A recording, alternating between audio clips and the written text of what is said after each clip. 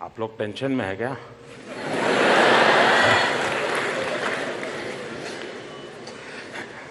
देखिए, एक तो भूल जाइए कि आप किसी प्रधानमंत्री के साथ बात कर रहे हैं। ये पक्का कर लीजिए कि मैं आपका दोस्त हूं।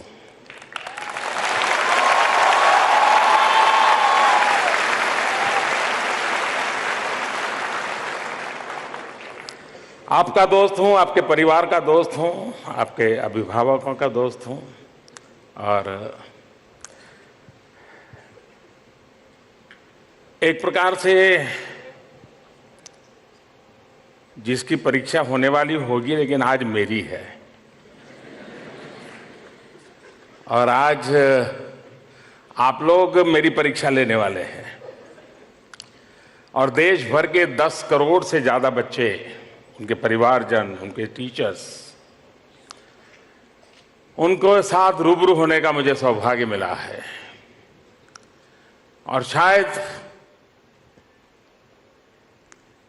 यह अवसर इसलिए भी आया है कि जिन जिन लोगों का योगदान है मुझे यहां तक पहुंचाने में, आप सबसे मिलवाने में, मैं सबसे पहले मेरे उन शिक्षकों को नमन करना चाहूंगा जिन्होंने मुझे अभी भी विद्यार्थी बनाए रखा है।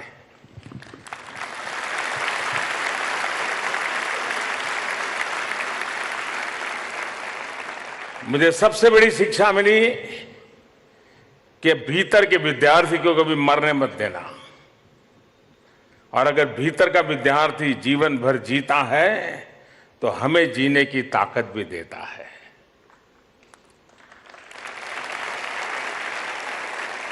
मैं आज विशेष रूप से हमारे देश के, विशेष करके टेलीविजन मीडिया का अभिनंदन करना चाहता हूं, आभार व्यक्त करना चाहता हूं। जिस समय स्वच्छ भारत ये विषय लेकर के मैंने देश के सामने विषय रखा, जो ज्यादातर देश के बालकों ने पकड़ लिया, एक प्रकार से वो रिवॉल्यूशन लाने वाले हमारे हर परिवार के बालक हैं।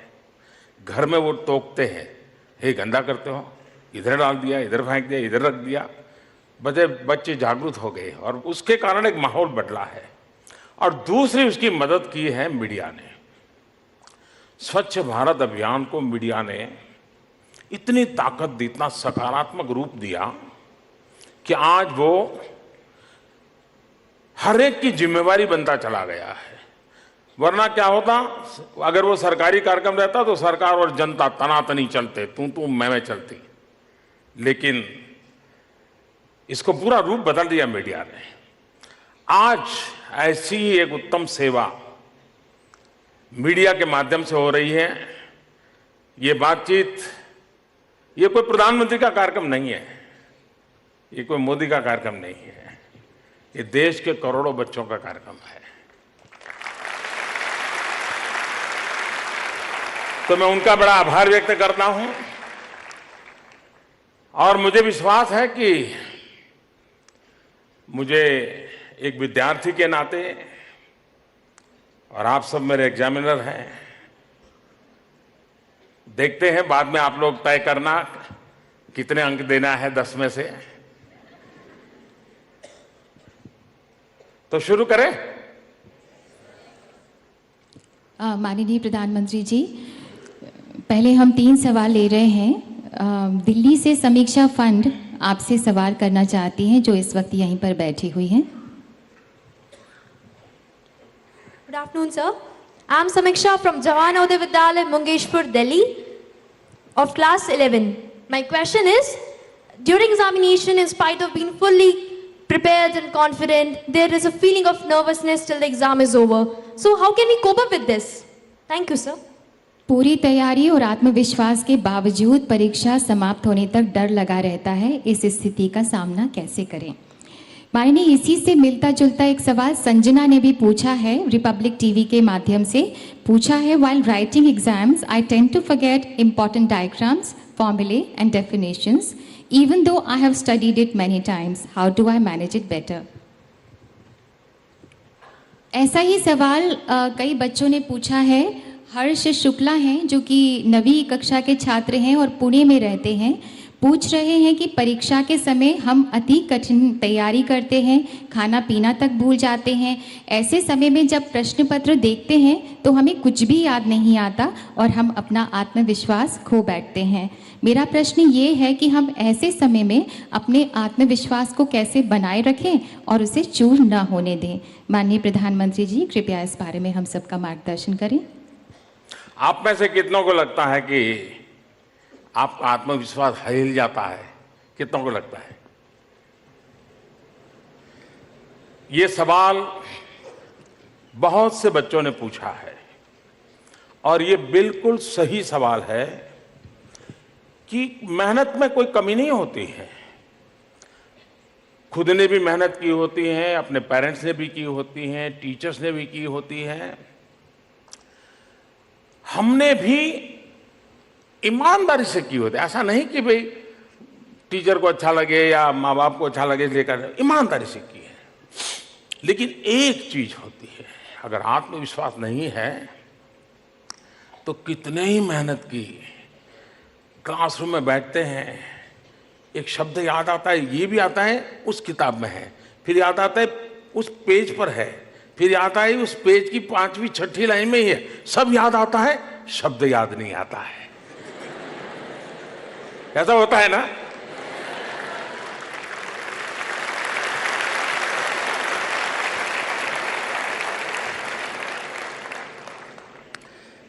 मैं बचपन में विवेकानंद जी को बहुत पढ़ता रहता था। वो हमेशा एक बात कहा करते थे, अहम ब्रह्मास्मि। वो कहते थे कि अपने आप को कम मत मानो, अहम ब्रह्मास्मि, मैं ही ब्रह्म का रूप हूं। यानी आत्मविश्वास जगाने की बात करते थे। दूसरी भी एक बात बड़ी मजेदार विवेकानंद जी किया करते थे। वो कहते थे, और उस जमाने में 33 करोड़ देवी देवताओं की चर्चा हुआ करती थी। वो कहते हैं कि तुम 33 करोड़ देवी देवताओं का पूजा पाठ करो, 33 करोड़ देवी देवता तुम पर आशीर्वाद बरसाएं, सारी कृपा बरसाएं, लेकिन तुम्हारे अंदर कोई विश्वास नहीं होगा, आत्मविश्वास नहीं होगा, वो 33 करोड़ देवी देवता भी कुछ नहीं करेंगे।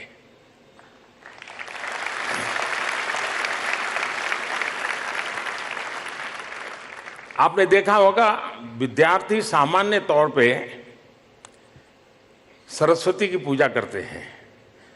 हमारे यहाँ आराध्य देवी सरस्वती मानते हैं, लेकिन जिस दिन एग्जाम देने जाते हैं उस दिन हनुमान जी को, क्या कारण है?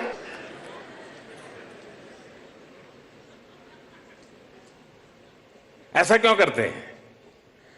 सामान्य तौर पे सरस्वती को विद्या की देवी के रूप में लोग करते हैं, लेकिन बहुत सारे बच्चे एग्जाम देने के लिए जाते हैं तो हनुमान जी का मंदिर होगा वहां जरा। मैं जब छोटा था तो मैं उसकी मजाक उड़ाता था और मैं कहता था कि हनुमान जी को इसलिए नमन करके जाता है कि अगर एग्जाम में चोरी करने के लिए कोई चीट लेके गया है और पकड़ा गया तो मास्टर जी को पता होना चाहिए कि हनुमान जी का भक्त है, दिखा देगा।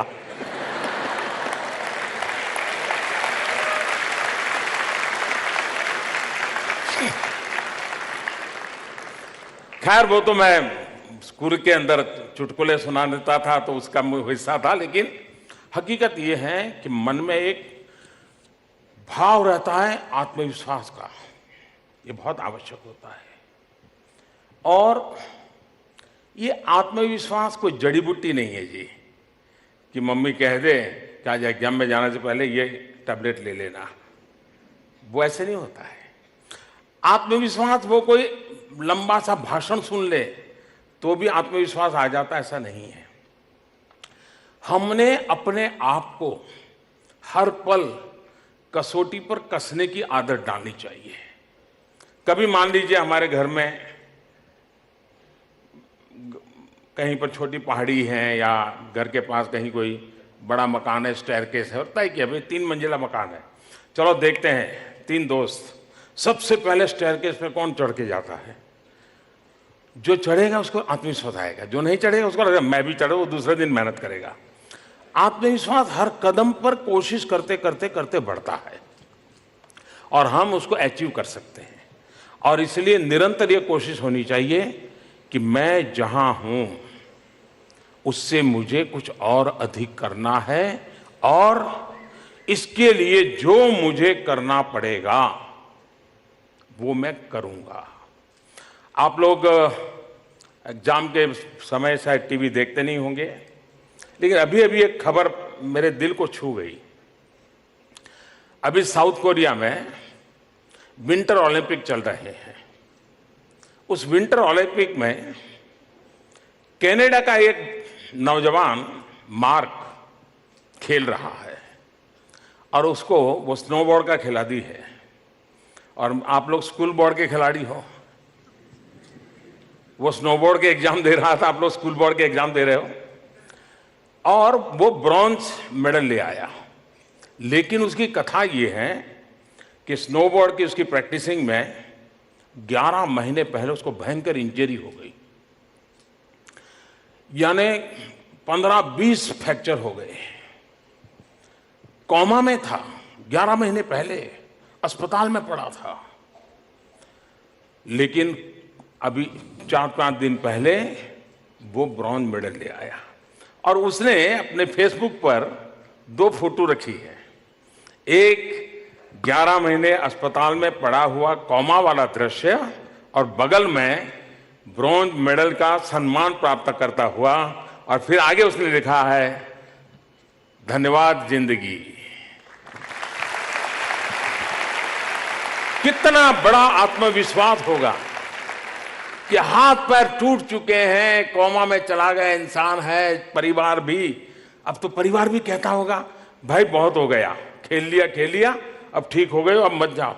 लेकिन चला गया, फिर से कनाडा का सम्मान प्राप्त कर लिया।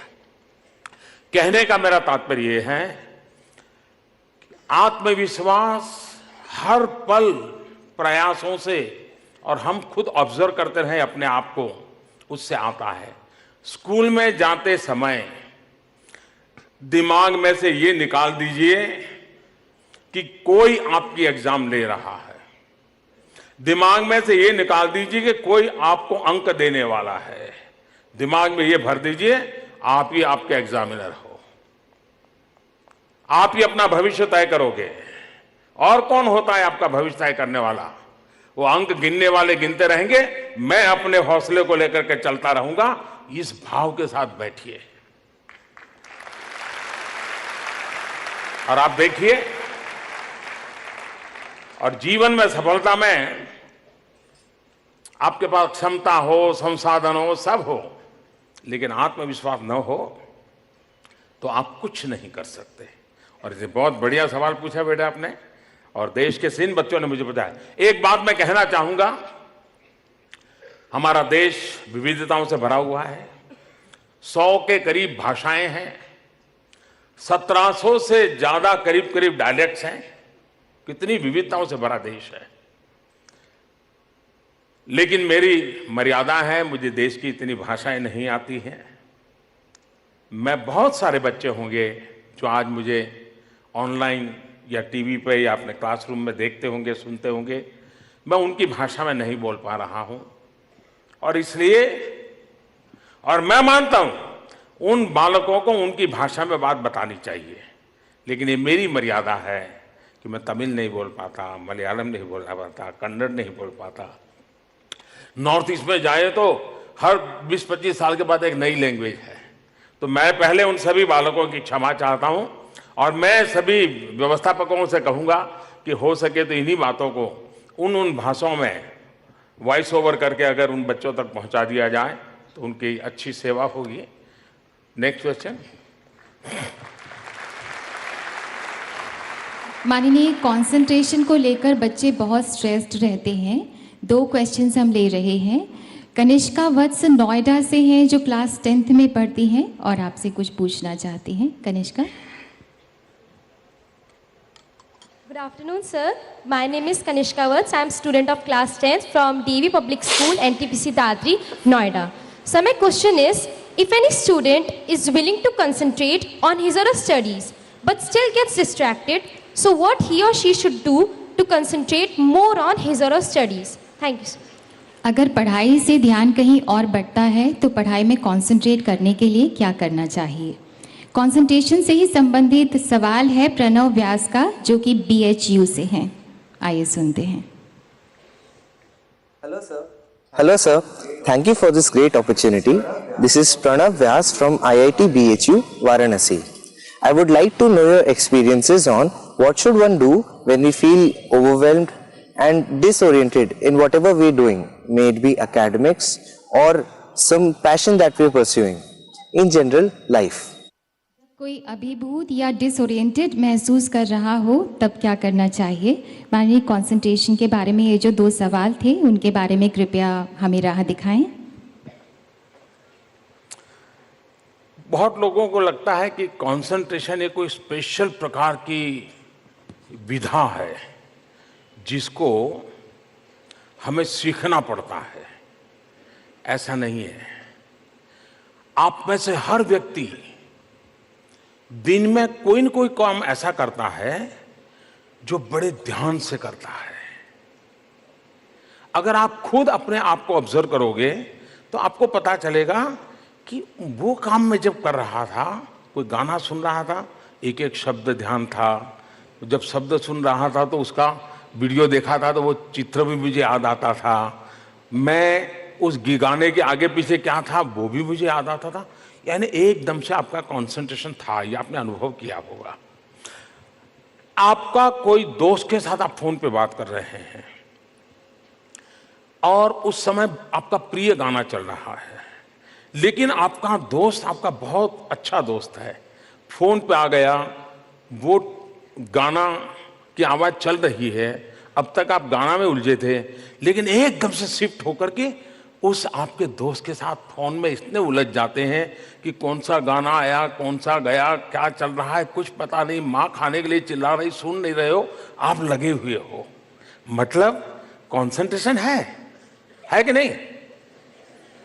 इसका मतलब ये कि जो कोई कहते हैं कि कंसंट्रेशन के लिए कोई एक्स्ट्रा एक्टिविटी जरूरी है, इसके बजाय आप अपने आप का एनालिसिस कीजिए। वो कौन सी बातें हैं जिसमें आप ध्यान केंद्रित कर रहे हैं, ध्यान से कर रहे हैं, मन से कर रहे हैं, पूरी तरह उसमें लग जाते हैं, और वो उसके डिटेल में जाएगा ऐसा क्यों करते हैं आप। जिन कारणों से वैसा करते हो उन कारणों को आपने पकड़ लिया, उसी को आपने अपनी रेसिपी बना लिया और चीजों में अप्लाई करना शुरू कर दिया, तो धीरे धीरे आपका कंसंट्रेशन के लिए जो दायरा है बढ़ता जाएगा और आप अनेक विषयों पर उतने ही मनोयोग से काम कर पाएंगे। और एक तो खुद को जांचना परखना, और ये बिल्कुल मन में से मत निकाल दीजिए कि कोई आपको कह देता है। आप जो कहते हैं कि भाई मुझे याद नहीं रहता है, बहुत लोग कहते हैं याद नहीं रहता है, लेकिन किसी ने आपको बुरा कह दिया और एक वाक्य नहीं 10 वाक्य बुरे बोल गया, आप 6 साल के बाद भी उन 10 के 10 वाक्य याद रहते हैं कि नहीं याद रहते?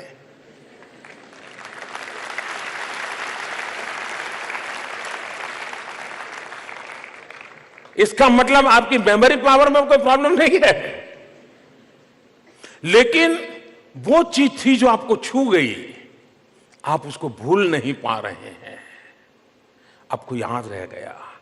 आपके जीवन में कोई ऐसा पल आया होगा और परिवार के दादा दादी ने उस पल इतने बढ़िया ढंग से आपको पुचकारा होगा, आपको आशीर्वाद दिए होंगे, आपको लगता होगा माँ दादा दादी से इतने सालों से मिल रहा हूं, लेकिन वो पल मैं भूल नहीं पाता हूं।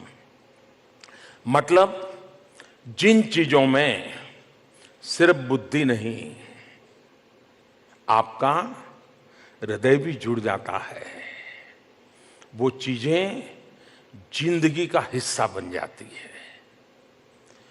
कंसंट्रेशन में भी आप अपने मन, बुद्धि, शरीर, हृदय, आत्मा, ये सबको एक जगह पे सिंक्रोनाइज कर करके लाते हो क्या?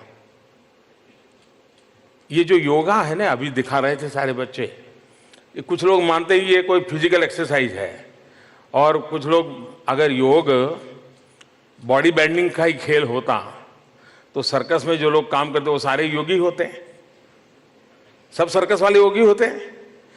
तो ये बॉडी बैंडिंग का काम नहीं है, ये योग का मूलतः काम शरीर, मन, बुद्धि, आत्मा, इनको एक सिंक्रोनाइज वे में काम करने के लिए है।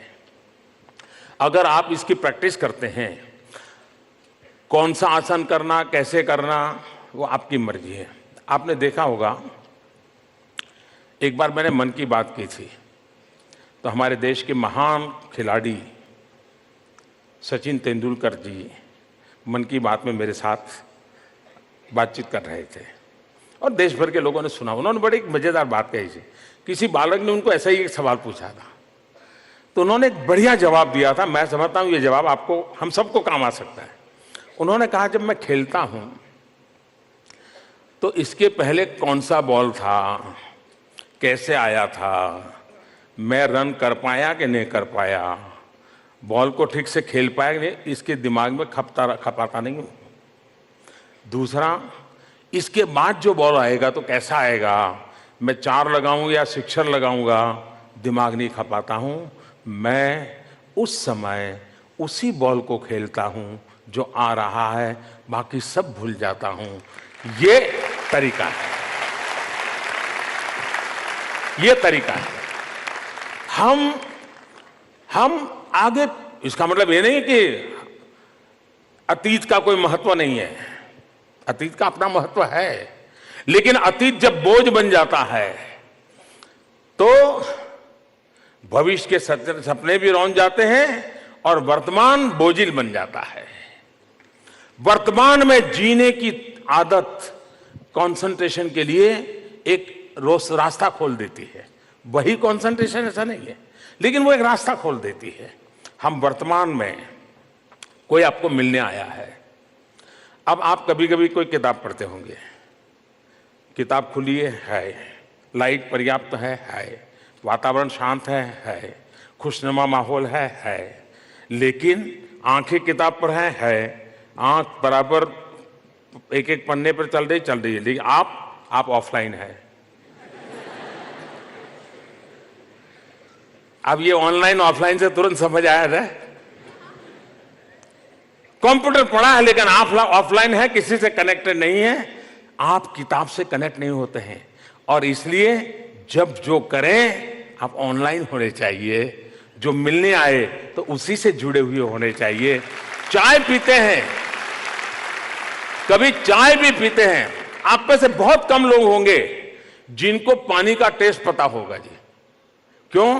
क्योंकि हम पानी ऐसे पी लेते हैं।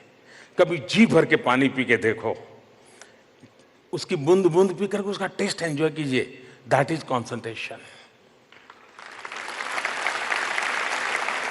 आप जीवन को बना सकते हैं। नेक्स्ट। माननीय कालीकट केरला से 9th क्लास की नेहा शर्मा थोड़ा परेशान है। पूछती हैं कि मेरे माता पिता और शिक्षक हमेशा परीक्षाओं में पिछले प्रदर्शन से मेरा आकलन करते हैं। वे हमेशा उन छात्रों के साथ तुलना करते हैं जो मुझसे बेहतर अंक अर्जित करते हैं और इस वजह से हमेशा मैं तनाव में रहती हूँ। ये बात मेरा आत्मविश्वास भी कम करती है और इसीलिए मैं पूरी तैयारी के बावजूद अच्छा प्रदर्शन करने में सक्षम नहीं हूँ। मैं इस समस्या को कैसे दूर कर सकती हूँ? और ऐसा ही कुछ पूछा है जी न्यूज़ के माध्यम से अरुणा श्रीवास्तव ने। मेरा नाम अरुणा श्रीवास्तव है। मैं यहाँ दिल्ली एनसीआर की कक्षा 9वीं की छात्र हूँ। मैं आज बस इतना कहना चाहती हूँ कि आजकल पीयर प्रेशर इतना ज्यादा हो गया है, दोस्तों के बीच में इतना तनाव है कि दोस्ती कम और यहाँ आगे निकलने की होड़ कुछ ज्यादा ही है। ETV MP के माध्यम से युक्ति भी कंपटीशन से संबंधित सवाल पूछ रही हैं। परीक्षा के टाइम पे तनाव का ये कारण है कि मतलब कंपटीशन बहुत ज़्यादा बढ़ जाती है उसके परीक्षा के टाइम पे, तो बच्चों के उस पे ब्रेन पे प्रेशर पड़ता है कि ज़्यादा अच्छे नंबर लाने, अपने को फर्स्ट आना है, अपने को मतलब पेरेंट्स भी बोलते हैं कि अच्छे नंबर लाने हैं।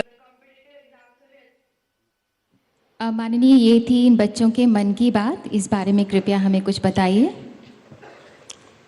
आप लोग युद्ध के विज्ञान को जानते होंगे या खेल के विज्ञान को जानते होंगे। उसमें एक व्यूहात्मक दृष्टि से एक सुझाव हमेशा आता है कि आप अपने मैदान में खेलिए। अगर आप सामने वाले के मैदान में जाते हो खेलने के लिए तो आप बहुत बड़ा रिस्क ले लेते हो। अपने मैदान में खेलते हैं तो आप, अगर कबड्डी भी खेलते हैं तो अपने मैदान में जब खेलते हैं तो आपकी एक ताकत रहती है। युद्ध भी दुश्मन को अपने मैदान की ओर खींच करके लाओ फिर मारो, ये युद्ध के अंदर भी समझाया जाता है। अब आप अपने दोस्तों के साथ स्पर्धा में उतरते क्यों हो? उसका मैदान अलग है, उसकी सोच अलग है, उसकी परवरिश अलग है, उसका एनवायरनमेंट अलग है, उसकी रुचि अलग है, आपकी परवरिश अलग है, आपका एनवायरनमेंट अलग है, आपके सपने अलग हैं। आप एक स्वतंत्र व्यक्ति हैं और इसलिए आपको उसकी पूरे इकोसिस्टम का पता नहीं है और आप उसको देखकर फिर उसमें फिट होने की कोशिश कर रहे हो, तो अपना भी खो देते हो और उसको पा नहीं सकते हो और फिर निराशा में आ जाते हो और फिर माँ बाप की डांट पड़ती है। और इसलिए पहले तय करो कि आपके भीतर क्या चीज है,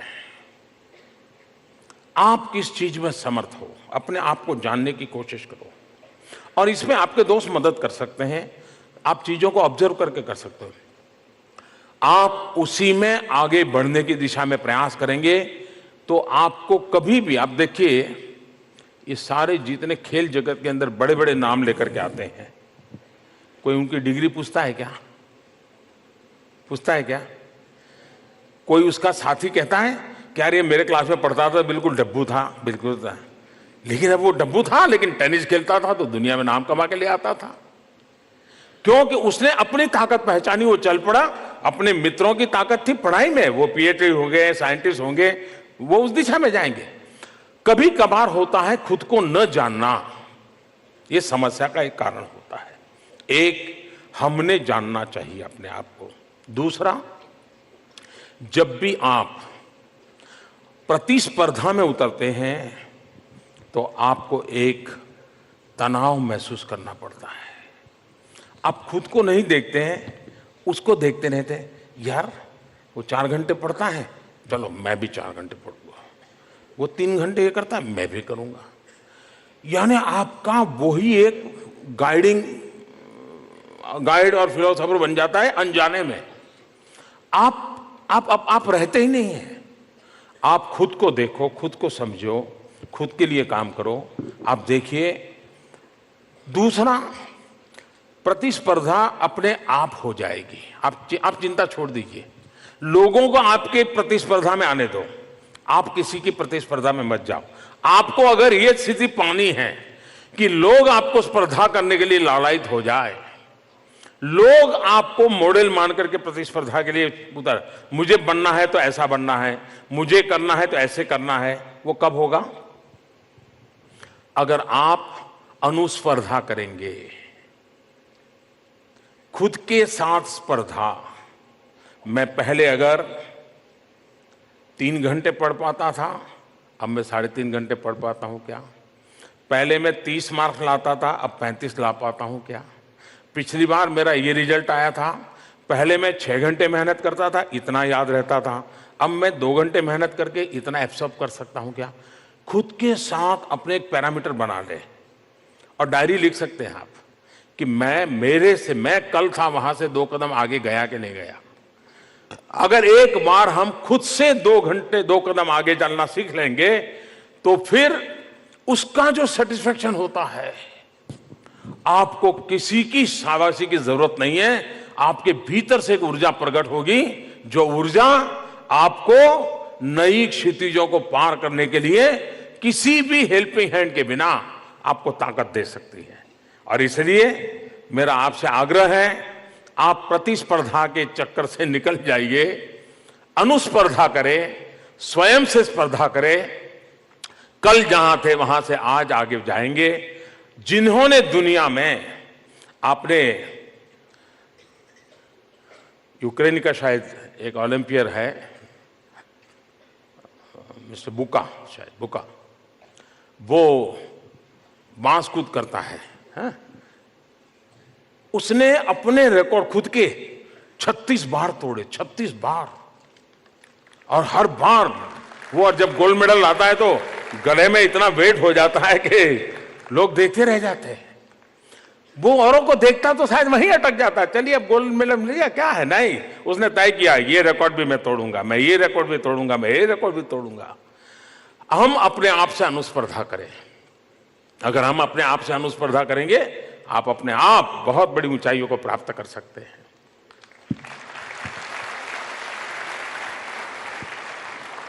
माननीय प्रधानमंत्री जी, सबसे ज़्यादा जो सवाल पूछे हैं विद्यार्थियों ने, वो पूछे हैं पेरेंट्स के द्वारा जो दबाव बनाया जाता है उसके बारे में। दिल्ली से दीपशिखा यहाँ मौजूद हैं जो आपसे अपना सवाल पूछेंगी।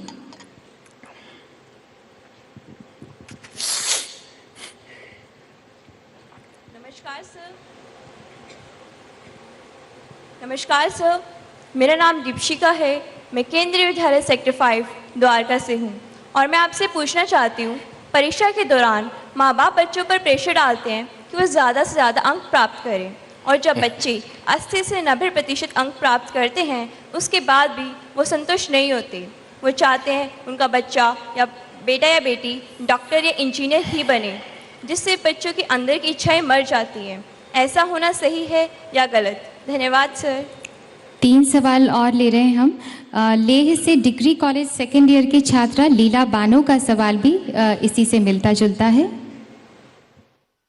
नमस्ते sir, I am Leela Bano from Leh Ladakh. I am a student of BA second year at Eliezer Jordan Memorial College, Leh. Sir, as you know, our parents have very high expectations from us. They need to understand that we all are different individuals having different abilities and calibers. Could your worthy self please make our parents understand that and request them to take us as we are? Thank you, sir. Thank you, sir. हमारे माता पिता हमसे बहुत ज़्यादा expectations रखते हैं। वे भूल जाते हैं कि सबकी अलग अलग क्षमताएं होती हैं, क्योंकि हर एक डिफरेंट इंडिविजुअल है। क्या आप हमारे पेरेंट्स से कह सकते हैं कि हम जैसे हैं वैसा ही हमें स्वीकारें, एक्सेप्ट करें? कुशल शर्मा ने नरेंद्र मोदी ऐप के जरिए अपना प्रश्न पूछा है। Honourable prime minister sir, please tell us how to tackle social pressure from relatives and neighbors before and during exams. Sometimes it gets very annoying and demotivating. तो आप लोग चाहते हैं कि मैं आज आपके पेरेंट्स की क्लास लूं?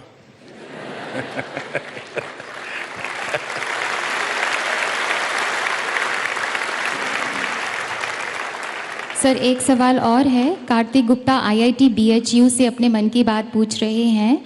How can we change the mentality of majority of parents who feel that studying is only for earning, यानी पढ़ाई सिर्फ कमाने का जरिया है।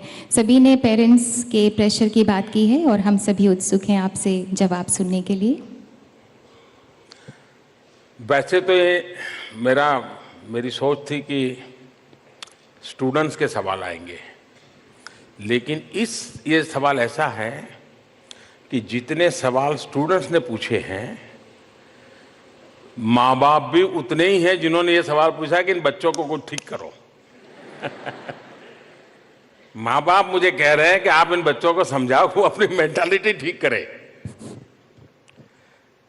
पहली बात है कि हम अपने माता पिता के इरादों पर शक न करें, हम उनको आदरपूर्वक समझने का प्रयास करें। वे भी हमारे लिए जिंदगी खपा देते हैं। कोई अच्छी चीज खरीदनी है तो नहीं खरीदते हैं, क्यों? तो बड़े बच्चों को फीस देनी है। कहीं जाना है बाहर तो नहीं जाएंगे, बच्चों की एग्जाम है। माँ बाप और ये स्वीकार के चलना चाहिए कि माँ बाप के जीवन का ड्रीम होता है अपने बच्चों को कुछ देखने का, और इसलिए उनकी निष्ठा पे शक नहीं करना चाहिए। और एक बार अगर ये पक्का हो गया कि भाई उनका इरादा नेक है, वो मेरी भलाई के लिए कर रहे हैं, फिर अंडरस्टैंडिंग के लिए दरवाजा खुलता है।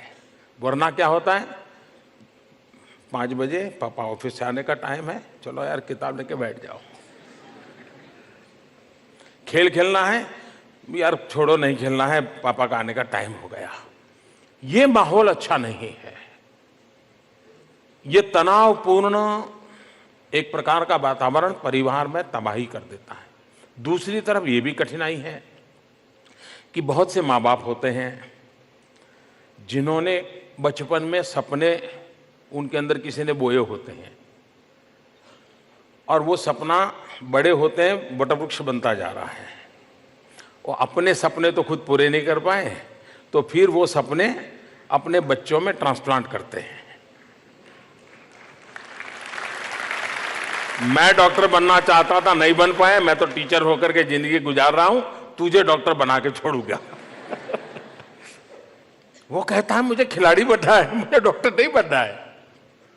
तो माँ बाप कभी कभी अपने बच्चों की क्षमता, परवरिश, इन सारी चीजों को देखे बिना खुद के जो अधूरे सपने रह गए हैं, कहते हैं ना लोग कि भाई मैं तो इसमें मानता नहीं हूं इसलिए आप भी मत मानिए, लेकिन कहते हैं कि भूत प्रेत हुआ करते हैं।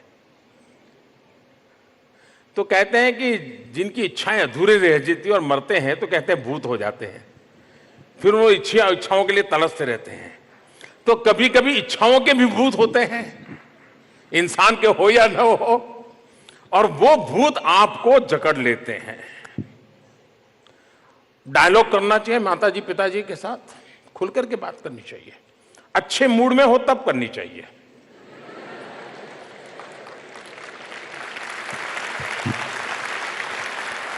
और ये बात हिंदुस्तान के बच्चों को सिखानी नहीं पड़ती है। भारत का बच्चा जन्मजात पॉलिटिशियन होता है।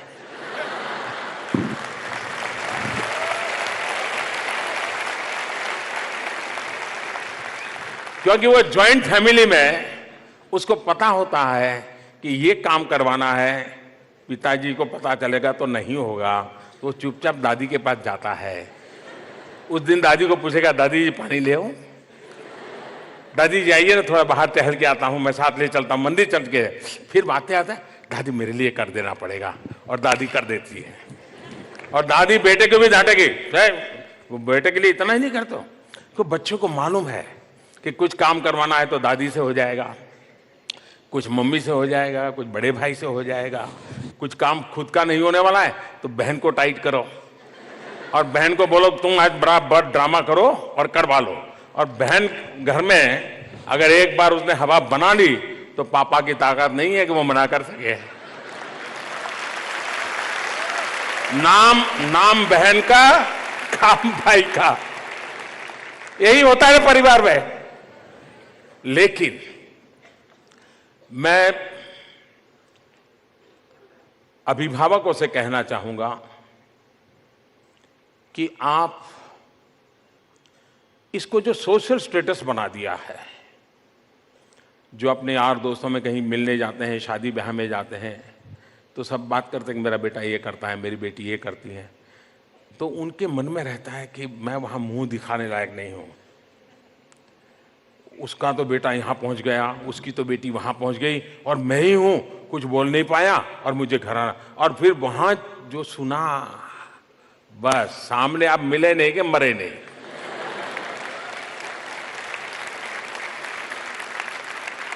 समाज में वो किसी और के बच्चों की कथा सुन करके आते हैं, फिर मनोमन तय करते हैं मेरे बेटे बेकार है, मेरी बेटी बेकार है, मेरा कुछ हुआ नहीं। और हो सके तो गाड़ी में जाते होंगे तो पहले अपनी पत्नी को डांटते होंगे कि तूने कैसे बच्चे बड़े किया, क्या सिखाया, उनकी कोई जिम्मेवारी नहीं, उसी को डांटते रहते हैं कि तूने क्या सिखाया, ऐसे बुद्धू पैदा कर दिए, ये कर दिया, वो कर दिया, पता नहीं क्या क्या। और घर पहुंचते ही तुम मिल गए सामने तो खेल खत्म।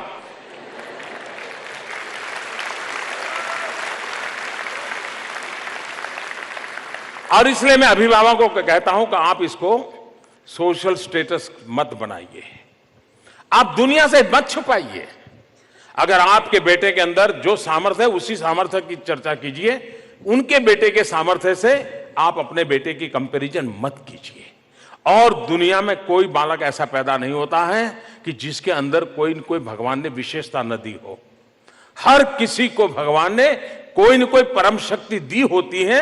अगर पेरेंट्स उस परम शक्ति को पहचान ले और बालक को उस परम शक्ति के साथ जोड़ करके रखें तो कहीं से कहीं पहुंच सकता है। उधारी चीजें मत थोपो जी। अगर ये हम कर लेते हैं तो, और मैं अभिभावकों के रोल को बड़ा महत्व समझता हूं, वो बच्चे की केयर करे, दबाव न डाले। ये अंक वगैरह तो जिंदगी नहीं होती है जी। क्या एक एग्जाम जिंदगी होती है क्या? आपको दुनिया में बहुत लोग मिले होंगे। अब आप हमारे पूर्व राष्ट्रपति अब्दुल कलाम जी देख लीजिए, उनका तो फाइटर प्लेन के पायलट बनने का इरादा था, फेल हो गए। क्या जिंदगी पूरी हो गई क्या? वहां फेल हो गए तो देश को एक बहुत बड़ा वैज्ञानिक मिल गया जी, देश को एक उत्तम राष्ट्रपति मिल गए। और इसलिए जिंदगी, ये माँ बाप के दिलों दिमाग में ये बार बार वातावरण बनना चाहिए, अभिभावकों ने भी करना चाहिए।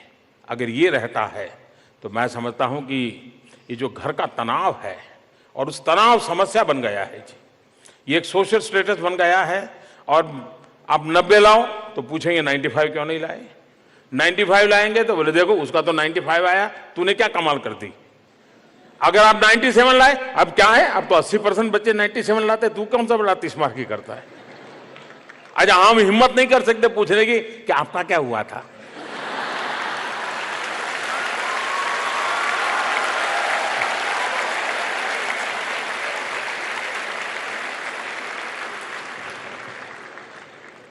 और इसलिए एक खुलापन, एक तंदुरुस्त वातावरण परिवार में रहे। और सिर्फ एग्जाम के टाइम नहीं, सामान्य रूप से ऐसा रहना चाहिए। हमारे यहाँ तो शास्त्रों में कहा गया है कि बेटा बेटी 18 साल के हो जाए तो माँ बाप ने उन्हें मित्र के रूप में मानना चाहिए। संस्कृत में बहुत बढ़िया सुभाषित है, उनको मित्र मानना चाहिए। खैर मैंने तो पहले कह दिया कि मैं आज मित्र हूं आपका, और आज नहीं हमेशा हूं।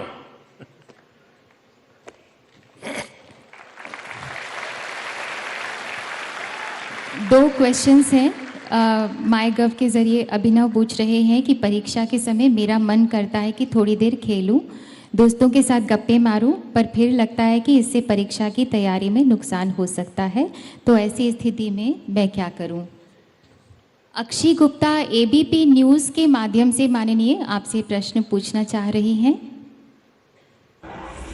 मेरा नाम सलोनी है, मैं 12th क्लास की स्टूडेंट हूँ। सर मैं आपसे पूछना चाहती हूँ कि एग्ज़ाम्स के टाइम पे जो बाकी चीज़ों से हमें डिस्ट्रैक्शन होता है उससे कैसे बचा जाए, और फ़ोन का कम से कम यूज़ कैसे किया जाए ताकि हम स्टडीज़ पे फोकस कर सकें। माननीय कृपया इन्हें और सबको इस बारे में कुछ गाइडेंस दें। अगर आपको फोकस करना है तो पहले डी फोकस होना सीख लीजिए। सबसे बड़ी समस्या है कि हम डी फोकस करना नहीं जानते। अगर आपको किसी बर्तन में दूध भरना है, एक सीमा तक भर जाएगा, लेकिन जब तक खाली नहीं करोगे तो नया तो आएगा नहीं उसमें। आपको अंदर से कुछ खाली करने का सीखना चाहिए। डी फोकस करना बहुत जरूरी होता है। आप देखिए, फोकस करके रहोगे तो आपके चेहरे पर भी तनाव नजर आएगा। आपने देखा होगा, मेरे कुछ साथी मुझे बहुत बार कहते हैं कि मोदी जी आप जब टीवी में देखते थे गंभीर क्यों दिखते हो। आपकी भी शिकायत होगी ना। मेरा वो नेचर नहीं है, लेकिन जब मैं बिना काम बैठा हूं, किसी समारोह में बैठा हूं, मंच पे बैठा हूं, तो एकदम सोचने में चला जाता हूं, तो मेरा चेहरा वगैरह फिर उसी में उलझ जाता है, तो मेरे फेशियल एक्सप्रेशन वगैरह सब देखने वालों को यार टीवी बंद करो, ऐसे ही लगता होगा यार ये मोदी आ गया। क्यों? क्योंकि उस समय मैं डिफोकस नहीं करता हूं, लेकिन उसी समय मंच पर बगल वाले से थोड़ी बात करता हूं, एकदम से आप देखते होंगे मुझे रिलैक्स महसूस करते होंगे आप। तो मैं जैसे ही डिफोकस होता हूं सब कुछ सरल हो जाता है। और इसलिए 24 घंटे एग्जाम, कैरियर, परीक्षा, ये जो शब्द है ना जी, suggestions, sure suggestions, laboratory, practical, न जाने क्या क्या शब्दों। अगर आपका कोई आज के युग के ज़माने में अगर डिसेक्शन किया जाए तो यही शब्द भम भम भम करके निकलेंगे, क्योंकि यही शब्द भरे पड़े हुए हैं। कभी उन शब्दों के बाहर भी एक दुनिया होती है। और इसलिए खेलना, हमारे शास्त्रों में पंच महाभूत इसकी चर्चा है। पता है पंच महाभूत है? पृथ्वी, आकाश, जल, वायु, है अग्नि, है ना? आपने कभी मार्क किया है दुनिया में कितनी बड़ी बड़ी कंपनियां बहुत बहुत सी ब्रांड बेचती होगी कि ये स्प्रे लगाओ तो फ्रेश हो जाओगे, टिकना करोगे तो फ्रेश हो जाओगे, लेकिन आप कितने ही थक करके आए हैं, ऐसे ही मुंह धो देते पानी से, फ्रेश हो जाते कि नहीं है? आप कहीं ऐसा अनईजी फील करते हैं, खिड़की खोल करके यूं मुंह कर देते हैं, फ्रेश होते कि नहीं होते हैं? मनुष्य की रचना ऐसी है शरीर की, जब भी इन पंच महाभूत के संपर्क में आता है उसके अंदर एक नई ऊर्जा आ जाती है। और इसलिए हमने प्रयत्न पूर्वक इन पंच महाभूतों से संपर्क बनाए रखना चाहिए। कभी खुले पैर से मिट्टी में दौड़ने का आनंद तो लीजिए। कभी, अब मुझे बराबर याद है, मैं मेरे यहाँ तो और कोई व्यवस्था नहीं थी, तो मैं तालाब में ही नहाता था, ठंड हो या गर्मी हो, कुछ भी हो। लेकिन मैं एग्जाम के दिनों में भी मेरे गांव के तालाब में रेगुलर जाता था। मुझे वो फ्रेश कर देता था पानी। और इसलिए मैं मानता हूं कि सारी चीजों को एक जैसा, मैंने देखा है कि एक कर्फ्यू जैसा माहौल हो जाता है। आप अगर बोर्ड में हैं, टीवी बंद, दोस्त बंद, टहलना बंद, टेलीफोन बंद, बातचीत बंद। अमिताभ बच्चन होते तो कहते दरवाजा बंद। यही होता है ना। देखिए, इससे आप कभी परिणाम नहीं ला सकते हैं। आप जिन जिंदगी की आदतों से पले बढ़े हो उसको मात्रा कम अधिक कर सकते हैं, टाइम मैनेजमेंट बदल सकते हैं, लेकिन इससे अलग होकर के आप मानो कि आप कर पाओगे, संभव नहीं है। और इसलिए खेलने का शौक है, खेलिए। गीत गाने का शौक है, गाइए। सुनने का शौक है, सुनिए। जो आपको आनंद देता है, जो दोस्त मिलने से आपको एकदम से खुशी हो जाती है, उस दोस्त को 10 मिनट के लिए मिल लीजिए, बुला लीजिए। लेकिन डिफोकस किए बिना आप फोकस नहीं कर सकते हैं। और सबसे ज्यादा गलती बड़ी ये हो जाती है कि हम फोकस करते हैं और फिर स्थिति ये बन जाती है कि जो बेल को बांध देते हैं तो ऐसे ही घूमता रहता है। ये स्थिति हमारी नहीं होनी चाहिए। और इसलिए मैं आग्रह करूंगा कि आप स्वयं को एक खुलापन छोड़िए, जो अच्छा लगता है वो करिए। सब चीजों को काट करके अपने आप को अलग मत कीजिए, वरना आपको कभी भी फोकस करने की संभावना ही बचेगी नहीं। और इसलिए मेरा आग्रह है, फोकस तब होता है जब आप डिफोकस करना सीखते हैं।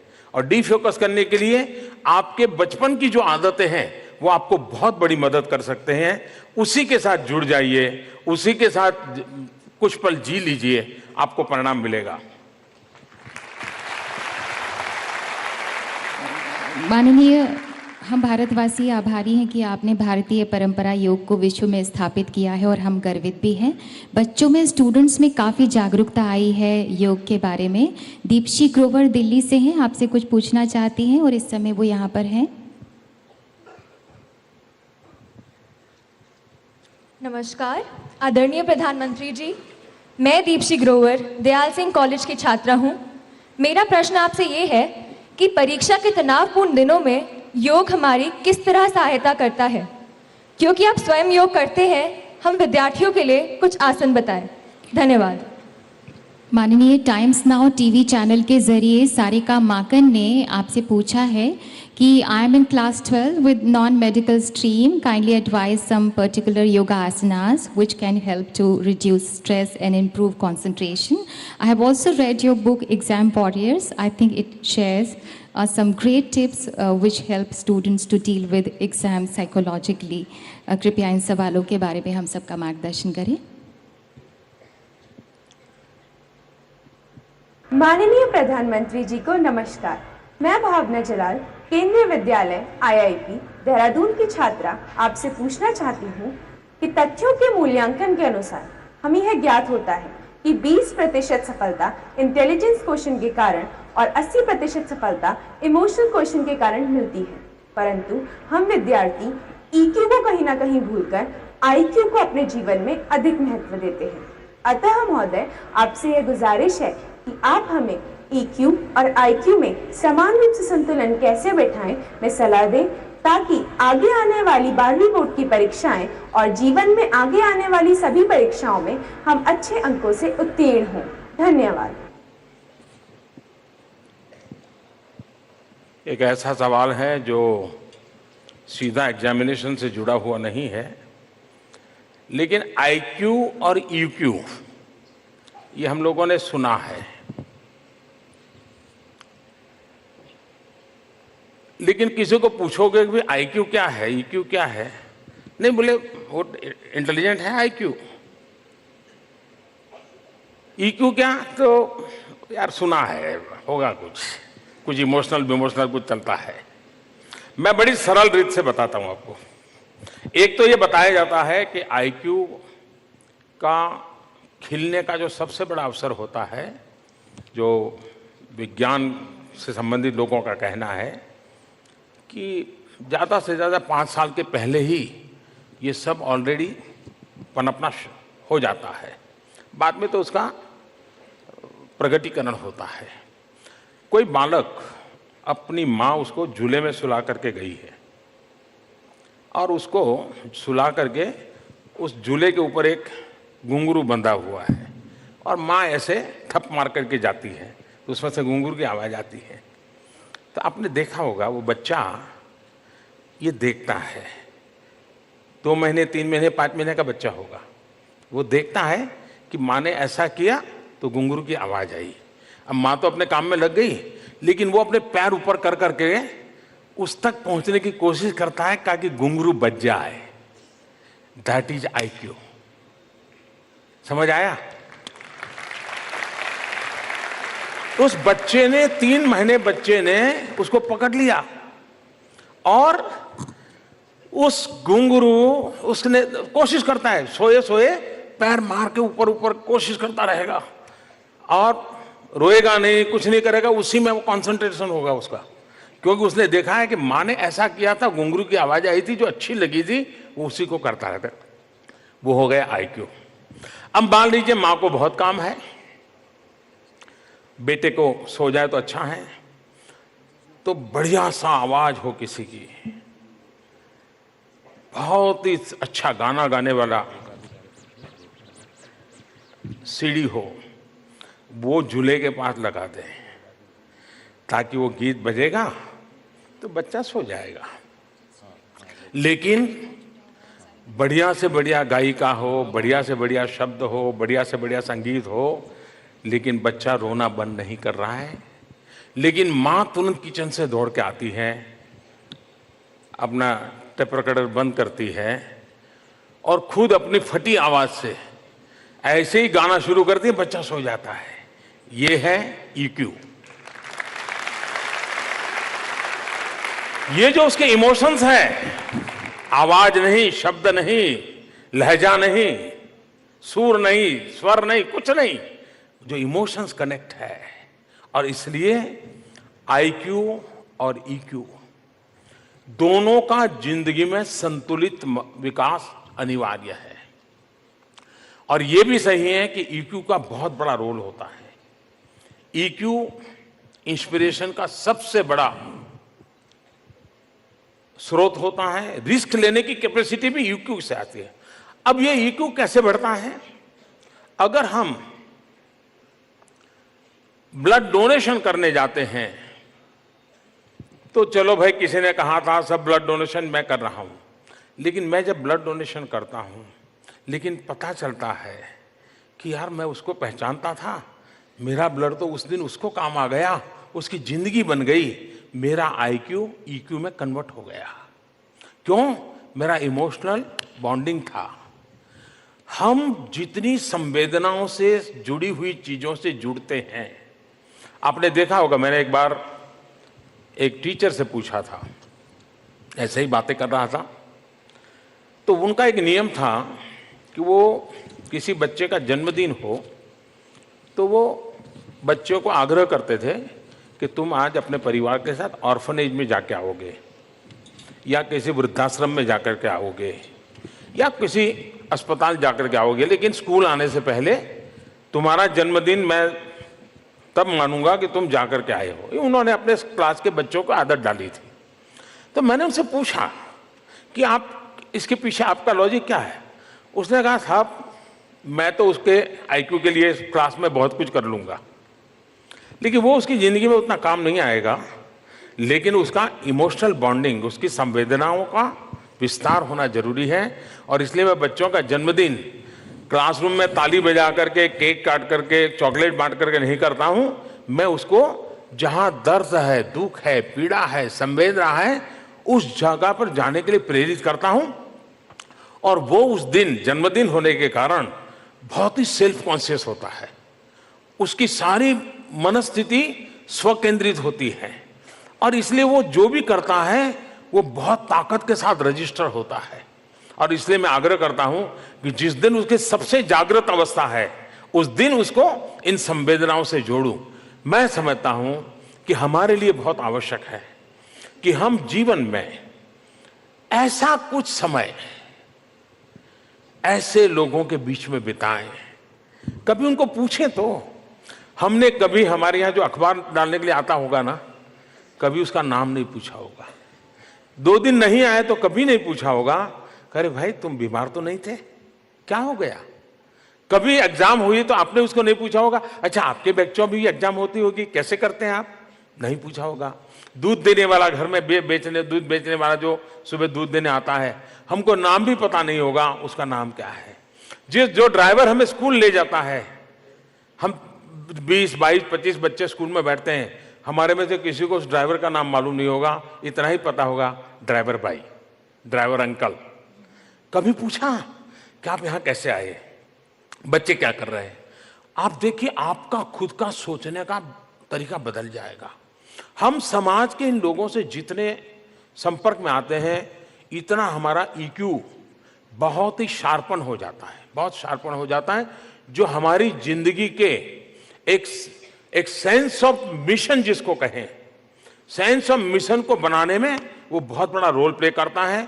और आईक्यू सक्सेस दे सकता है, लेकिन सेंस ऑफ मिशन देने में ईक्यू बहुत बड़ा रोल करता है।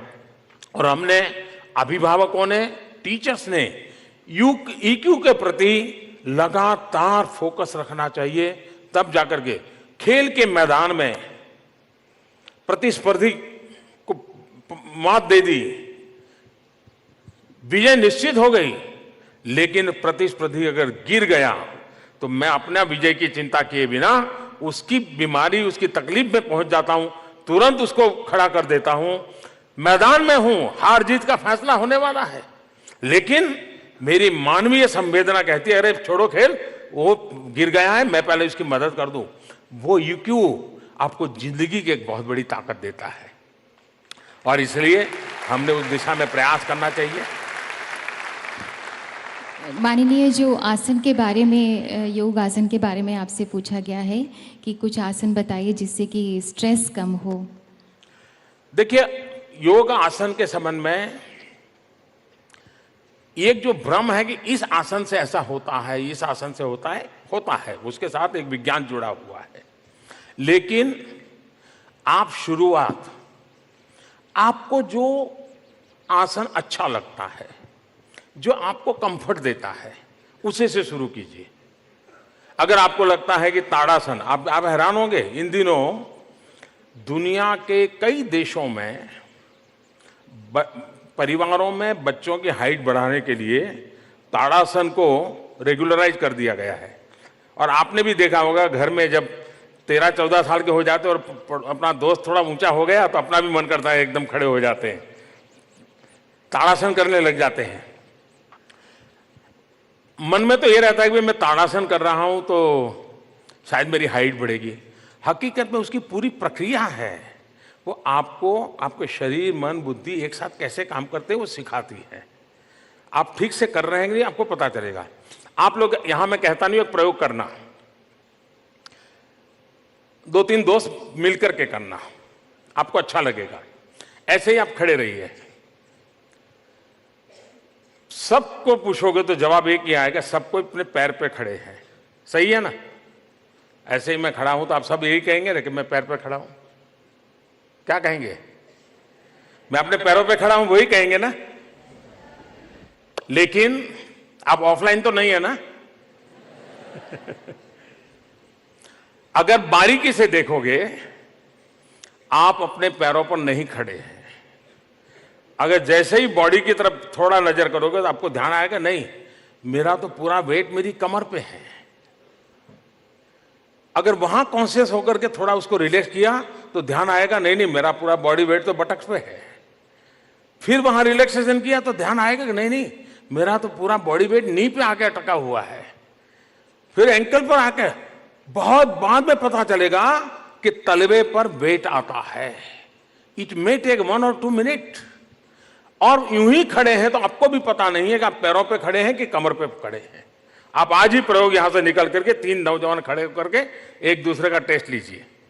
अब ये आप सीख गए तो आपको रिलैक्सेशन फील होगा। अब शवासन है, योग निद्रा है, बड़ा सिंपल सा प्रयोग है जो योग निद्रा के द्वारा, उसकी सीडी अवेलेबल होती है, आप इस सीडी को के आधार पर खुद भी कर सकते हैं, जिसमें आपकी कम नींद भी आपको साउंड स्लीप देती है। और मैं मानता हूं कि नींद बहुत आवश्यक है जी। इसका मतलब ये नहीं कि सोते ही रहे हैं और घर में सब कहे तो कुंभकर्ण है, ये ऐसा नहीं। Quality sleep. मैं इतना सारा जिम्मा लेकर के काम कर रहा हूं, आप जानते होंगे क्या कुछ नहीं होता होगा, लेकिन मुझे बिस्तर पर जाने के बाद शायद 30 सेकंड से ज्यादा समय नहीं लगता है। 30 सेकंड ऐसे ही धड़ाक से सो जाता हूं। पूरा दिन भर काम में लगा रहता हूं तो देरी नहीं लगती, लेकिन जब उठता हूं तब एकदम क्वालिटी नींद पूरी कर करके उठता हूं। घंटे ज्यादा जरूरत नहीं पड़ती। आपसे भी मैं आग्रह करूंगा कि आप अपनी नींद को भी वेरीफाई कीजिए, देखते रहिए। योग निद्रा का प्रयोग ऐसा है, YouTube पर जाएंगे तो वहां भी अवेलेबल होती है। आप योग निद्रा, और बड़ा सिंपल प्रयोग है, ऐसे ही सोए सोए ट्रैवलिंग करना होता है। कभी पैर के पास चले गए, कभी हाथ के पास चले गए, दिमाग के पास चले गए, कान के पास चले गए, खुद के ही ट्रैवलिंग करना होता है। 1-2 मिनट में एकदम से गहरी नींद में चले जाते हैं। आपको बहुत रिलैक्सेशन मिलता है। और इसलिए कोई पर्टिकुलर आसन के पीछे अभी मत पड़िए, जो आपको कंफर्ट है उसी को। अच्छा, कुछ लोगों की सोच ये है कि योग यानी बॉडी बेंडिंग, इस चक्कर में मत पड़िए। जहां जाए अटक जाइए, उसी को एंजॉय कीजिए, स्ट्रेच को एंजॉय कीजिए, पेन को एंजॉय कीजिए।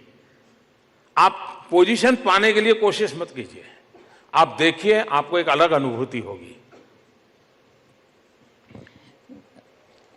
बच्चों, आपको भी और माननीय प्रधानमंत्री जी, आपको भी बताते हुए हमें बहुत हर्ष हो रहा है कि पूरे देश भर के लाखों हजारों बच्चे इस वक्त हमसे जुड़े हुए हैं और सोशल मीडिया पर बातें शेयर कर रहे हैं, पिक्चर्स शेयर कर रहे हैं, फोटोज़ शेयर कर रहे हैं, और सब में इतना उमंग, इतनी उल्लास और इतनी खुशी है, और सभी बहुत उत्साहित हैं माननीय प्रधानमंत्री जी के इस इंटरेक्शन से और उनकी बातचीत से।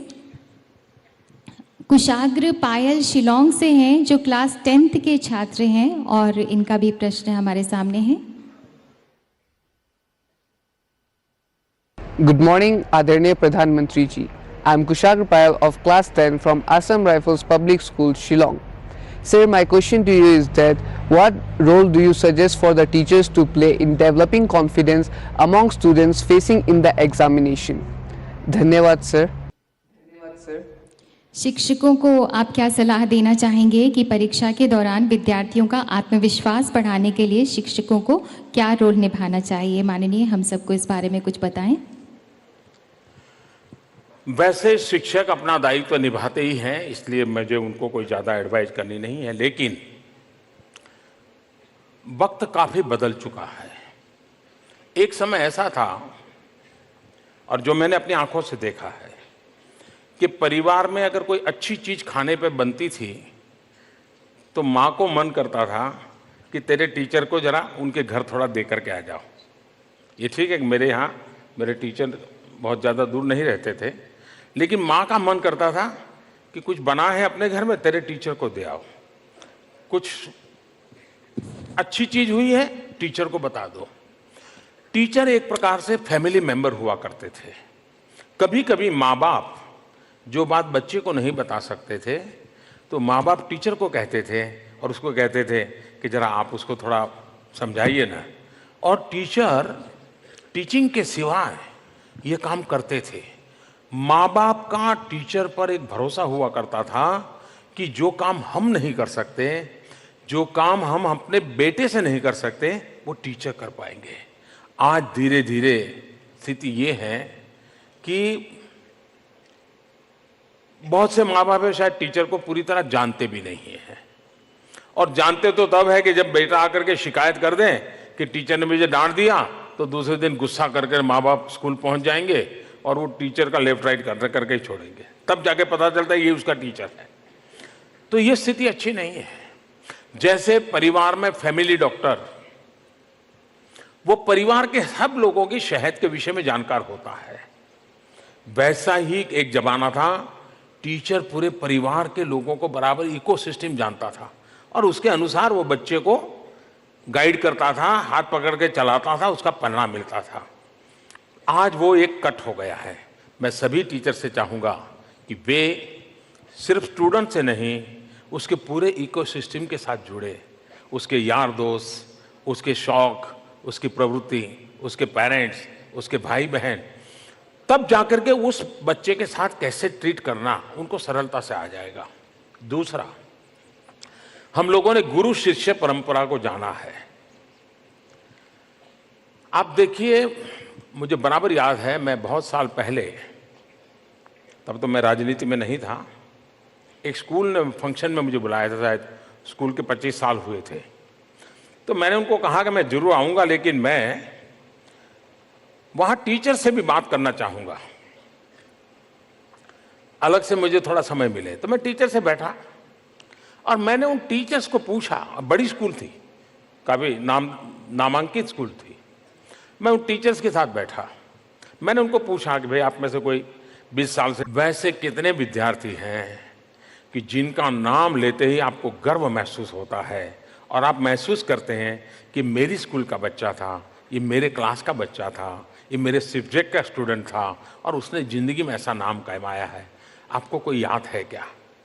और आप हैरान हो जाएंगे, कोई मुझे बता नहीं पाए, कोई बता नहीं पाए।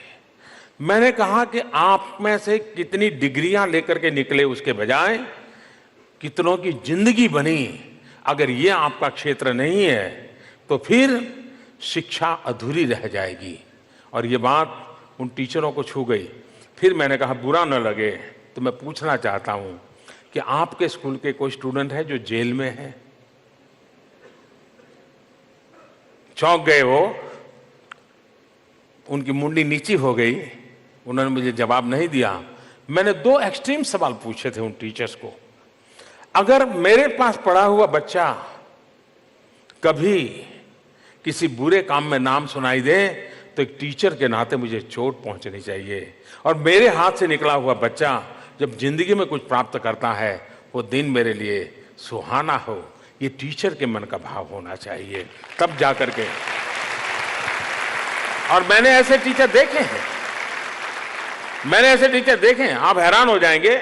मैं जब मुख्यमंत्री बना तो मेरे मन की एक इच्छा थी, क्योंकि मैं घर छोड़ करके 30-40 साल बाहर रहा था। मैं कभी किसी को मिला नहीं था, एक गुमनाम सी जिंदगी में चला गया था। लेकिन जब मुख्यमंत्री बन गया तो मेरे मन में इच्छा हुई कि मैं मुख्यमंत्री के नाते मेरे सभी टीचर को बुलाऊं। तो मैंने सूची बनाना शुरू किया, मेरे अफसरों को काम पे लगाया। जो बचपन में जिन्होंने मुझे कभी पढ़ाया था उनकी आयु करीब 96 हो गई थी। सबकी सूची बनाई, सबको मैंने एक कार्यक्रम में इकट्ठा किया, सार्वजनिक तौर पर मैंने उनका सम्मान किया और मेरे मन को एक संतोष हुआ कि मेरे टीचर का मेरी जिंदगी में। तो जैसे टीचर से हमारा भाव है वैसा हमारे लिए भी हमारे टीचर के प्रति भाव होना चाहिए। हम टीचर, वो तो सरकारी नौकरी करता है या उसको तनख्वाह मिलता है, उसकी जिम्मेवारी है पढ़ाएं, जी नहीं। मेरे माँ बाप के बाप यही तो हैं जिसके साथ मैं खुलकर के बातें कर सकता हूं। तो एक तरफ हमारी भी जिम्मेवारी है, दूसरी तरफ हमारे टीचर्स की भी जिम्मेवारी है। इन दोनों को हमेशा, आपने देखा होगा खेल की दुनिया में भी टीचर होते हैं, लेकिन वहां शब्द प्रयोग होता है गुरु। गुरु शब्द तो गुरु शिष्य परंपरा। आपने देखा होगा कि ये गुरु ऐसे होते हैं, खुद के संतानों की लिए उन्होंने शायद ही कुछ किया हो, लेकिन अपने शिष्य के लिए वो अपना जीवन खपा देते हैं। अगर वो अच्छा रेसलर है और उस गुरु के पास ट्रेनिंग ली है तो उस रेसलर के लिए वो गुरु सुबह 4 बजे उठ करके मेहनत करते हैं। अपने बच्चे बीमार होंगे तो भी शायद 4 बजे नहीं उठेंगे, लेकिन अपना एक शिष्य अच्छा रेसलर बने। ये जो गुरु शिष्य संबंध है जिसमें गुरु अपना जीवन खपा देते हैं, ये आज भी खेल जगत में हमें देखने को मिलता है। आज भी जब एक खिलाड़ी सक्सेस पाता है तो वो सबसे पहले अपने गुरु को याद करता है, और एक गुरु का शिष्य जब सक्सेस पाता है तो गुरु उस शिष्य को याद करता है। ये नाता शिक्षा जगत में भी पनपता रहना चाहिए, बनता रहना चाहिए। और मैं मानता हूं कि हमारे शिक्षक भी हम लोगों के लिए काफी मेहनत करते हैं। हम भी उनकी अच्छी चीजों को स्वीकार करते चले और एक म्यूचुअल अंडरस्टैंडिंग के साथ करेंगे तो मैं समझता हूं कि ये दोनों स्थितियां हमें उपकारक निकलेगी।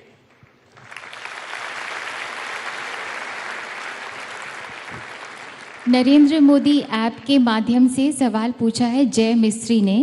Sir, what should be the routine of the day and night 1 day before exam? Sir, how to do proper time management for our studies? माननीय कृपया इस पर रोशनी डालें। हर किसी को पूछो कि भाई सबको, आपको 100 लोगों को पूछो, 80 लोग ऐसे मिलेंगे जो नहीं मेरे पास टाइम नहीं है। ऐसे मिलते हैं कि नहीं मिलते? आप भी अपने दोस्तों को कहते हो मेरे पास टाइम नहीं है, तो क्या किसी को कोई एक्स्ट्रा दिया हुआ है क्या? आपको भी 24 घंटे मिले, उसको भी 24 घंटे मिले। उसका कारण यह है कि उसको अपनी प्रायोरिटीज का पता नहीं है। टाइम का मिसमैनेजमेंट की शुरुआत आपकी प्रायोरिटी का आपका अज्ञान है। आपको पता होना चाहिए कि मेरे समय का सबसे अच्छा उपयोग किन किन चीजों में है और वो कौन सी चीजें हैं जो मैं समय को बर्बाद करता हूं। मैं बिजी होता हूं, लगातार काम करता हूं, लेकिन जो करना चाहिए वो करता नहीं और नहीं करना चाहिए वो पहले करता हूं, और उसी के कारण मेरा समय के साथ हमेशा तनाव रहता है। दूसरा, जरूरी नहीं है कि एक ही टाइम टेबल 365 दिन काम आता है।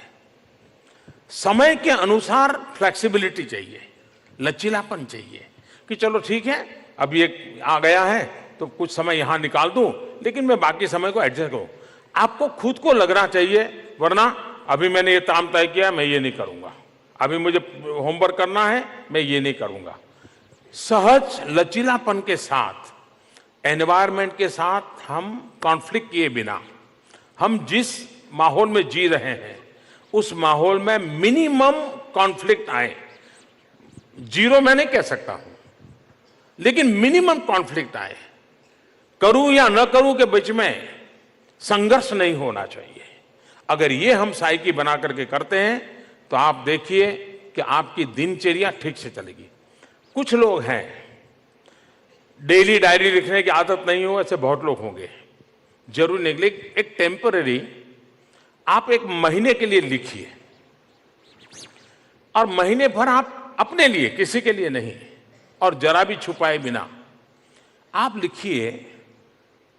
रात को लिखिए कल क्या क्या करना है, वो एक डायरी अलग रखिए, उसको हाथ में लगाइए, लिख लिया। दूसरे दिन दूसरी डायरी सुबह लीजिए, और जैसे जैसे करते जाएं लिखते जाइए, फिर रख दीजिए। रात को फिर वो डायरी निकालिए, कल क्या करूंगा लिख दीजिए। महीने पर दोनों डायरियों को अलग रखने दीजिए।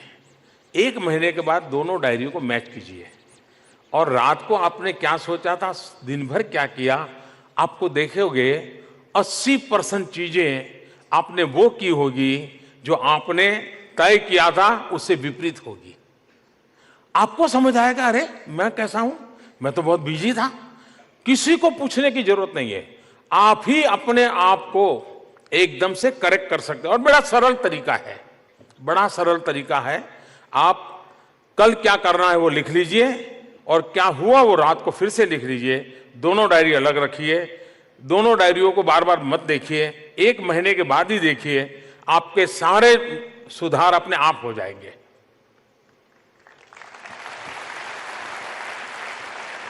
इंडिया टीवी के माध्यम से प्रश्न पूछ रहे हैं गौरव सिंह, आइए सुनते हैं। My name is Gaurav Singh and I'm a student of class 11th, Noida Public School Sector 23. मेरा मोदी जी से बस एक ही सवाल है कि हमारे पास आज की डेट में करियर अपॉर्चुनिटीज़ बहुत सारी हैं। Even I have chosen one as humanities, but it's कि इतना वास्ट हमारा जो हमारे पास इतना वास्ट अपॉर्चुनिटीज़ हैं, बट मैं एक पल के लिए कंफ्यूज हो जाता हूँ, मैं ही क्या कोई भी स्टूडेंट एक पल के लिए कंफ्यूज हो जाता है कि उसको अपने करियर को किस चीज़ को लेकर के चूज़ करना चाहिए, क्या ध्यान में रख करके चूज़ करना चाहिए, उसको फ्यूचर में उस करियर के थ्रू सक्सेस मिलेगी भी या नहीं। तो मेरी बस आपसे एक जनरल क्वेश्चन है कि मुझे क्या क्या ध्यान में रख करके अपना करियर चूज़ करना चाहिए। कृपया इस बारे में प्रेरणा दें। बहुत ही कम शब्दों में जवाब दे दूंगा। ये सारी समस्या की जड़ क्या है? ये जड़ ये है कि आप कुछ बनना चाहते हैं। एक बार मन में तय कर लीजिए कि मैं जिंदगी में कुछ करना चाहता हूं। जब तक बनना चाहता हूं आप सोचते हैं, आप अपनी स्वतंत्रता को खो देते हैं। आप अपनी स्वतंत्रता को एक प्रकार से समर्पित कर देते हैं। एक प्रकार से आप उस एक पाने के लिए गुलाम बन जाते हैं उसके, और इसलिए आपकी सारी जिंदगी सिकुड़ती चली जाती है। जिंदगी में बनने के सपने निराशा की गारंटी है जी। क्योंकि आपने सोचा कि मैं डॉक्टर बनूंगा, इंजीनियर बने, समाज में प्रतिष्ठा है, लेकिन घर आने के बाद यार डॉक्टर बनना था नहीं बना, डॉक्टर बनना था नहीं बना, यही रोते रहते हैं। और इसलिए क्राइंग की दुनिया नहीं, ट्राइंग की दुनिया चाहिए, रोते रहना नहीं चाहिए। इसलिए मेरा आग्रह रहेगा कि आप कम से कम कुछ करने का सपना देखिए, और करने का जब सपना देखते हैं उसमें से आपको सेटिस्फेक्शन मिलता है, नया करने का इरादा पैदा होता है, नया इरादा संकल्प बन जाता है, फिर एक बार आगे बढ़ने का मन कर जाता है, और आप करते चलते हैं और बनते चलते हैं। आपको भी पता नहीं होता है क्या बनने निकले थे, क्यों बनने निकले थे। करते करते ही जो बन गए उसका सेटिस्फेक्शन लेवल, उसका आपका एक्सपीरियंस की ताकत, उसका आपका कॉन्फिडेंस, इसकी ताकत बहुत बड़ी होती है। और इसलिए मैं आप सभी नौजवानों से आग्रह करूंगा, ये कैरियर नाम का शब्द कुछ बनना तय करके करने से आप गुलाम हो जाते हैं। फिर सारा सोच, दिनचर्या, जीवन, यार, दोस्त सब उसी में सिमट जाता है। करने का इरादा होगा तो सारे रास्ते खुल जाते हैं हर प्रकार से। अगर मान लीजिए आपने तय किया भाई मुझे मुंबई जाना है, फिर कार से जाऊंगा, ट्रेन से जाऊंगा, हवाई जहाज से जाऊंगा, चल करके जाऊंगा, दौड़ करके जाऊंगा, साइकिल पे जाऊंगा, सारी स्वतंत्रता खुली रहती है। और इसलिए आप मन में कुछ करने का इरादा रखिए, स्वतंत्रता को एंजॉय कीजिए, वो आपको एक नई ताकत देगी।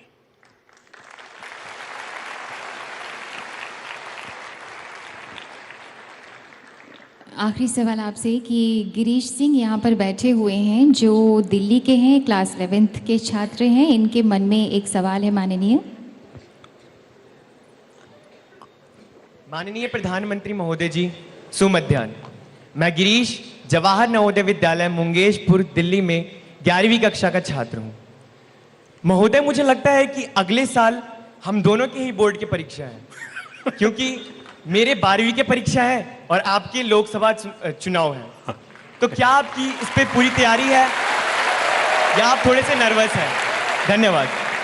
मैं सवाल फिर से दोहराना चाहूँगी माननीय कि इनका सवाल है कि मैं 11वीं का विद्यार्थी हूँ, अगले साल हम दोनों की बोर्ड परीक्षा है, मेरी 12वीं की परीक्षा है, आपका लोकसभा चुनाव है, तो क्या आप इसके लिए तैयार हैं या फिर नर्वस हैं?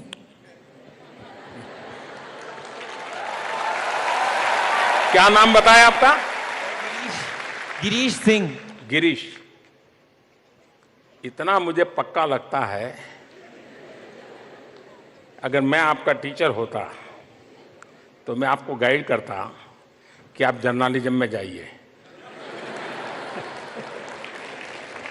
क्योंकि ऐसा लपेट करके सवाल पूछने की ताकत जर्नलिस्टों की ही होती है।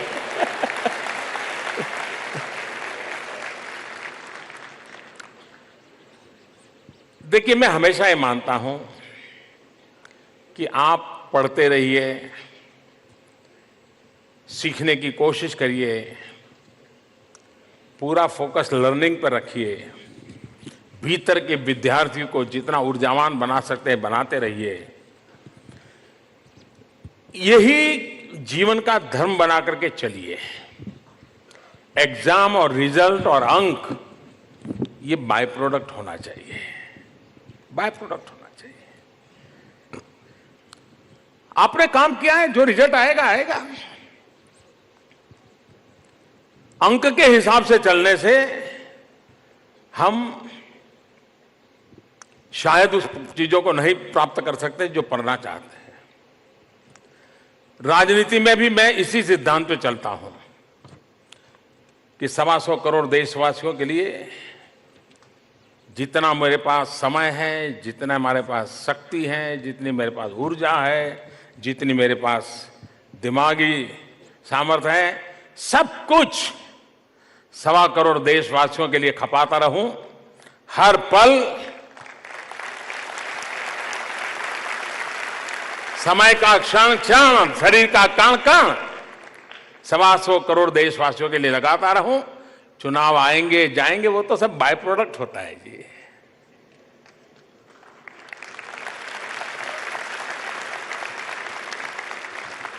और दूसरा, हम लोगों की तो स्थिति ऐसी है, आपकी तो एग्जाम साल में एक बार होती होगी, हमारी दिन में 24 घंटे होती है। और किसी हिंदुस्तान के किसी कोने में एक नगर पालिका का चुनाव और हार गए तो ब्रेकिंग न्यूज होता है, ब्लो ऑन मोदी।